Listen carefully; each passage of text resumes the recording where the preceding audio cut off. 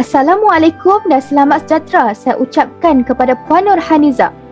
Saya Nur Ilia Patricia binti Irman selaku ahli kumpulan pertama yang akan membentangkan tentang langkah pertama iaitu cara memasukkan data ke dalam aplikasi PRAT. Ayuh saya tutorialkan. Hai semua, sekarang saya akan memperdengarkan anda tentang data yang kami gunakan. Umumnya, kami memilih konsonan plosif bilabial iaitu konsonan tak bersuara B dan konsonan bersuara P. Data yang dipasangkan ini telah dirakam oleh salah seorang ahli kumpulan iaitu Saudari Hasmida binti Abdul Halim. Berikut merupakan rakaman data bagi data P. Kakak pakai topi warna gelap. Seterusnya kita akan pergi ke bahagian data B. Papa suruh abang ambil kitab. Sebagai tambahan, di antara bilik, kereta dan di luar rumah, kumpulan saya memilih untuk melakukan perincian dan tutorial di bahagian bilik. Kemudian, anda semua boleh membuka aplikasi PRAT. Apabila anda menekan simbol PRAT ini, ia akan keluar dua paparan, iaitu paparan berwarna kelabu yang dikenali sebagai paparan PRAT Objects dan paparan berwarna merah jambu pula dikenali sebagai paparan PRAT Picture. Langkah pertama untuk memasukkan data ialah pergi ke bahagian PRAT Object, ketik Open, ketik Read from File. Anda boleh memilih data anda di bahagian yang anda simpan. Sebagai contoh, data A dalam bilik, ketik Open, paparan akan menjadi sebegini.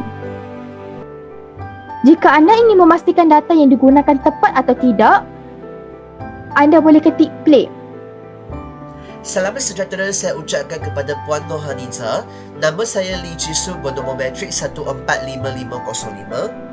Sekarang saya akan menunjukkan cara menganalisis data menggunakan aplikasi PRAT. Bila kita telah pun memasukkan data ke dalam aplikasi PRAT, lepas tu kita boleh menekankan butang View dan Edit dan kita akan dibawa kepada paparan ini. Kita akan mula menganalisis data iaitu memotong data kita menggunakan paparan ini. Terlebih dahulu, garisan merah ini harus diletakkan pada posisi sebelum kawasan gelap ini, iaitu pada kawasan mulai ujaran, iaitu lebih kurang kita tekankan titik ini dan garisan merah akan bergerak ke posisi ini. Terusnya kita boleh tolakkan garisan merah ini sehingga ke akhir ujaran ayat itu. Kita boleh mendengar semula ujaran yang telah pun kita merahkan ini. Kakak pakai topi warna gelap. Seterusnya, apabila kita telah pun mengenal pasti bahawa data ujaran kita tak terpotong, maka kita boleh mula menyimpan data ujaran ayat pertama ini, iaitu dengan menekankan butang File, lepas tu kita memilih butang Save Selected Sound as Wave File. Lepas tu kita boleh menyimpankan file kita ini dengan namanya data A dalam bilik ayat pertama. Kita tekankan butang Save. Lakukan langkah yang sama untuk ayat ulangan kedua dan ayat ulangan ketiga. Seterusnya kita harus memenggau data ujaran ayat kita ke dalam data ujaran perkataan yang membawa bunyi P, iaitu bunyi konsonan plosif tak bersuara. Iaitu kita perlu menekankan butang Open, butang Read from File. Kita pilih file data A dalam bilik ayat 1. Lepas tu kita tekankan butang Open. Lepas tu kita perlu tekankan butang View dan Edit. Sebelum kita memenggal data ujaran perkataan yang membawa bunyi pe itu, kita harus mendengar keseluruhan data ujaran ayat ini terlebih dahulu untuk membantu kita mengenal pasti di manakah kedudukan perkataan yang kita hendaki itu. Kakak pakai topi warna gelap. Baiklah, kita telah pun mengenal pasti perkataan yang kita hendaki ialah perkataan pakai di mana bunyi pe di awal perkataan topi di mana bunyi pe di tengah perkataan, dan perkataan gelap di mana bunyi pe di akhir perkataan. Maka kita akan memotong 3 perkataan ini. Untuk memotong perkataan pakai yang membawa bunyi pe, kita perlu menentukan window length data itu sebanyak 1 saja. Kita perlu meletakkan garisan merah ini, iaitu lebih kurang di posisi ini ataupun titik ini. Lepas tu, untuk menentukan window length, kita harus menekankan butang select. Lepas tu kita tekankan select, kita akan dibawa kepada paparan ini, dan kita harus menukarkan nombor 2 di bahagian end of selection ini kepada 3, dan kita tekankan OK.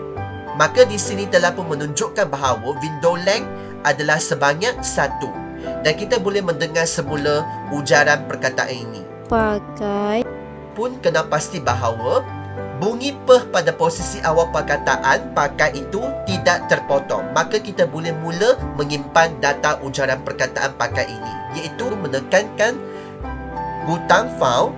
Lepas tu kita tekankan bahagian Save Selected Sound as Wave File. Lepas tu kita namakan file ini sebagai data A dalam bilik ayat 1 pakai 1. Selepas kita namakan file ini, kita tekankan butang Save. Lepas tu, lakukan langkah yang sama untuk data ujaran perkataan topi, data ujaran perkataan gelap. Lepas kita memotong keseluruhan data yang kita hendakkan itu, kita perlu masukkan data ayat pertama ataupun data ayat kedua ataupun data ayat ketiga ke dalam folder khusus seperti mana yang telah pun dipapar di sini. Untuk kali ini saya akan menunjukkan kita perlu memasukkan data yang berkaitan dengan ayat 1 ke dalam folder data A ini. Ini merupakan cara kita menyimpan data ke dalam folder yang khusus. Saya, Nik Hasna binti Ahmad Fauzi, bernama metrik 151091, seterusnya akan menunjukkan cara untuk menganalisis spektrogram. Pertama, di Print Option, tekan Open, Read from File, kemudian pilih semua data yang ingin dianalisis.